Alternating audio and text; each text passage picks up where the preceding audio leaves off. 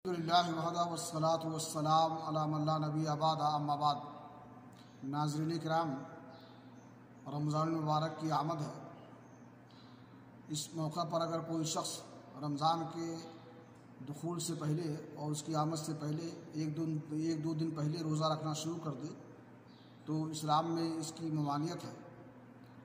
सही बुखारी शरीफ की हदीस है, अल्लाह के नबी जनाब मोहम्मद रसूलुल्लाह सल्लल्लाहु अलैहि वसल्लम ने फरमाया, ला यतक़द्दमन्ना अहदुकुम रमज़ाना बिसौम यौम औ यौमैन इल्ला यकून रजुलन काना यसूमु सौमन फलियसुम ज़ालिकल यौम, कि कोई शख्स रमज़ान से पहले एक दो दिन रोज़ा न शुरू करे, इल्ला कि कोई शख्स मामूल के रोज़े रखता हो तो वो उस दिन रोज़ा रखे। यानी अगर कोई शख्स सोमवार के दिन और जुमेरात के दिन रोज़ा रखता रहा हो, उसका मामूल रहा हो हर महीने में जुमेरात और सोमवार के दिन रोज़ा रखने का, तो वो अगर जुमेरात का दिन या सोमवार का दिन रमज़ान की आमद से पहले पड़ जाए एक दो दिन, तो वो अपने मामूलात के मुताबिक रोज़ा रखेगा।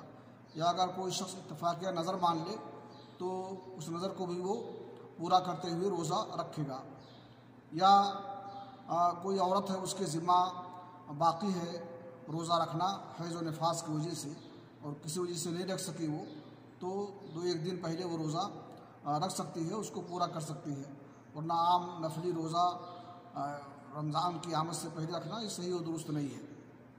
इसमें हिकमत और मसलहत ये है ताकि इबादात जो हैं ये आदात से मुख्तलिफ हो जाएँ और मुमताज़ हो जाएँ, और इसी तरह से फ़र्ज़ और नफल इबादत में भी तमीज़ हो जाए, और आदमी रमज़ान से पहले चुस्ती और तवानाई उसके अंदर हो जाए ताकि वो ताकत और क़ुव्वत के साथ और निशात के साथ रमज़ान का रोज़ा रखे।